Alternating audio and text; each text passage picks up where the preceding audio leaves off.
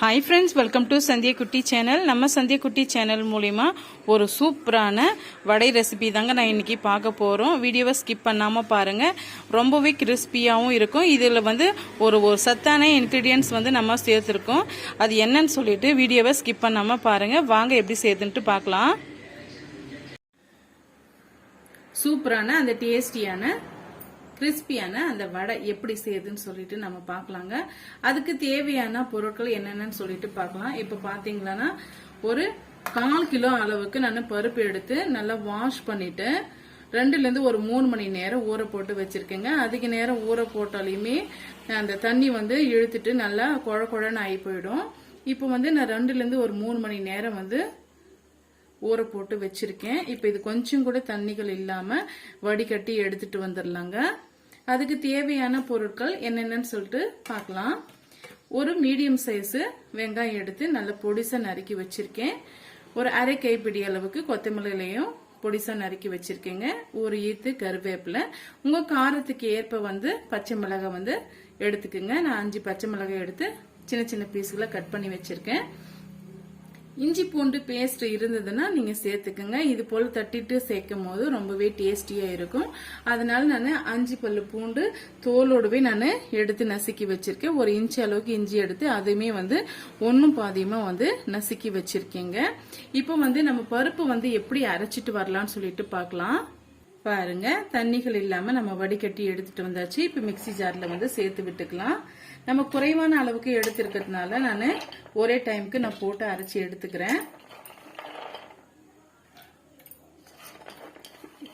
இந்த அளவுக்கு நம்ம சேர்த்துக்கிட்டாச்சு. இப்போ ஒரு 2 டீஸ்பூன் அளவுக்கு எக்ஸ்ட்ரா பருப்பு நம்ம அப்படியே விட்டுடலாங்க. ஒரு கிறிஸ்பிக்காக டேஸ்டியா இருக்கும். இதுல அப்படியே நம்ம விட்டுடலாம். இப்போ இந்த வடைக்கு தேவையான அளவுக்கு நம்ம உப்பு சேர்த்துக்கலாங்க. இப்ப இது கூடவே ஒரு 1/4 டீஸ்பூன் அளவுக்கு சோம்பு சேர்த்துக்கலாம்.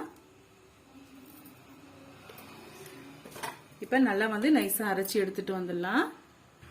பாருங்க, இந்த பக்குவத்துக்கு நம்ம அரைச்சி எடுத்துட்டு வந்தாச்சு. இப்ப மிக்சிங் பவுல்ல சேர்த்து விட்டுக்கலாம்.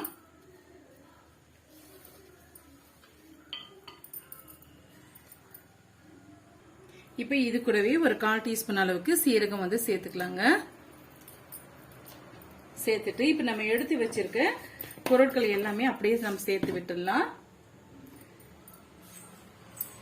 இப்ப வெங்காயம் சேர்த்துக்கலாங்க. நசுக்கி வச்சிருக்க வெள்ளை பூண்டு இஞ்சியும் சேர்த்து விட்டுக்கலாம். கொத்தமல்லி இலை சேர்த்துக்கலாங்க. பச்சை மிளகாவும் கருவேப்பிலையும் சேர்த்துக்கலாம். இப்ப இது கூடவே ஒரு முக்கியமான இன்கிரீடியன்ஸ் நம்ம எக்ஸ்ட்ராவா சேர்க்க போறோம். அது சேர்த்து செய்தோம்னா ரொம்ப டேஸ்டியா இருக்கும். அது என்னன்னு பாத்தீங்கன்னா இன்னைக்கு நம்ம முருங்கை தழை தான் சேர்க்க போறேங்க. ஒரு அரை கைப்பிடி அளவுக்கு மட்டும் சேர்த்துக்குங்க. சேர்த்துட்டு நல்லா மிக்ஸ் பண்ணி விட்டுக்குங்க. பாருங்க, நல்லா மிக்ஸ் பண்ணி கொடுத்துக்குங்க. மிக்ஸ் பண்ணி கொடுத்துட்டு பிறகு எந்த அளவுக்கு உங்களுக்கு வடை வேணுமோ அந்த அளவுக்கு நீங்க உருண்டைகளா செய்து வச்சுக்குங்க. நான் ஒரு பிளேட்ல உருண்டைகளா நான் செய்து வச்சுக்க போறேன். ஏன்னா ஈஸியா இருக்கும். நம்ம எடுத்து விடும் போது ஷேப் ஒரே மாதிரி கிடைக்கும். நம்ம டக் டக்குன்னு எடுத்து செய்யும் போது கொஞ்சம் வெவ்வேறு ஷேப்ல நமக்கு இதாகும். ஒரே மாதிரி ஷேப் வேணும்னு நினைச்சீங்களா ஆல்ரெடி நீங்க இது போல நீங்க உருண்டைகளா செய்து வச்சுக்கோங்க. ஈஸியா இருக்கும். பாருங்க, இது போல நான் ஃபர்ஸ்ட் இது போறதுக்காக உருண்டைகளா செய்து வச்சுக்கிட்டேன். இப்ப கொஞ்சமா கையில தண்ணி அப்ளை பண்ணிக்கலாங்க. அப்ளை பண்ணிட்டு உங்களுக்கு மொத்தமா வேணுமா இல்ல தட்டியா வேணுமான்னு பார்த்துட்டு நீங்க செய்து எடுத்துக்கோங்க. நான் கொஞ்சம் தட்டியா தான், கொஞ்சம் பெரிய சைஸா நான் போட்டு எடுத்துக்க போறேன். தட்டியை போட்டு எடுக்கும் போது நல்லா கிறிஸ்பியா உள்ளெல்லாம் மாவு நல்லா வெந்து வருங்க. உங்களுக்கு எந்த மாதிரி கன்வீனியன்ட்டா இருக்கோ அந்த மாதிரி நீங்க செய்து எடுத்துக்கலாம்.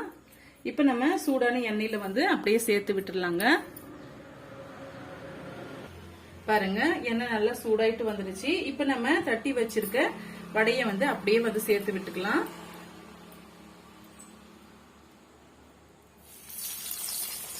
திரும்பவுமே கையில தண்ணி சேர்த்துட்டு அதே போல நீங்க தட்டைகளா செய்து அப்படியே சேர்த்துக்குங்க.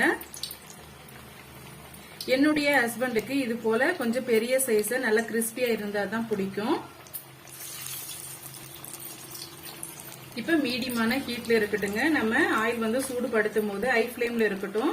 நம்ம இதை வந்து சேர்க்கும் போது மீடியமான ஃபிளேம்ல இருக்கட்டும். ஏன்னா வந்து ஒவ்வொரு பீஸுகளா சேர்க்கும் போது ஃபர்ஸ்ட் சேர்க்கக்கூடிய பீஸ் வந்து டக்குன்னு வந்து கருகி போயிடும். அதனால மீடியமான ஹீட்ல இருக்கட்டுங்க.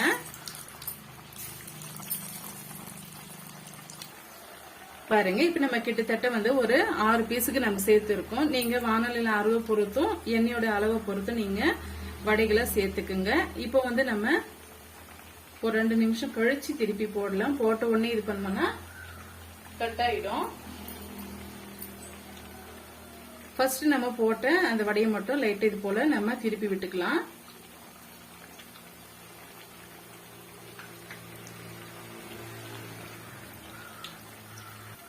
திருப்பி போட்டாச்சுங்க. இப்ப வந்து ஹை ஃபிளேம்ல வச்சுக்கலாம்.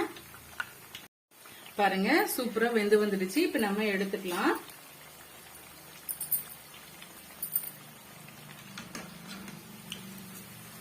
ரொம்பவே கிறிஸ்பியா இருக்குங்க. நீங்க கிறிஸ்பியா வேணும்னு நினைச்சீங்கன்னா இது போல நீங்க செய்து எடுத்துக்கோங்க. டேஸ்டும் ரொம்பவே அருமையா இருக்கும். ஈவினிங் டைம்ல இது போல நீங்க ஒரு டீ கூட நீங்க ஸ்நாக்ஸா எடுத்துக்கிட்டீங்கன்னா ரொம்பவே அருமையா இருக்கும். இப்ப நெக்ஸ்ட் பேட்ச் நம்ம போட்டுட்டு பார்க்கலாம். பாருங்க, எல்லா வடையும் நம்ம சேர்த்து எடுத்துக்கிட்டோம். நான் ஒரு வடையை எடுத்து நான் பிச்சு காமிக்கிறேன். பாருங்க எவ்வளவு கிறிஸ்பியா இருக்குன்ட்டு. பாருங்க, உள்ள நல்லா வெந்துட்டு மேல கிறிஸ்பி எவ்வளவு சாஃப்டா இருக்கு பாருங்க. இந்த ரெசிபி வந்து இந்த வடை ரெசிபி கண்டிப்பா வந்து உங்களுக்கு பிடிக்கும்னு நினைக்கிறேன். ஈவினிங் டைமா வந்து நீங்க செய்து கொடுங்க. பிள்ளைங்க ரொம்பவே விரும்பி சாப்பிடுவாங்க, பெரியவங்களும் ரொம்பவே விரும்பி சாப்பிடுவாங்க. இந்த ரெசிபி உங்களுக்கு பிடிச்சிருந்தா மறக்காம சந்தியா குட்டி சேனலுக்கு சப்ஸ்கிரைப் பண்ணுங்க, லைக் பண்ணுங்க, ஃப்ரெண்ட்ஸ் அண்ட் ஃபேமிலியோட நிறைய ஷேர் பண்ணுங்க. தேங்க்யூ.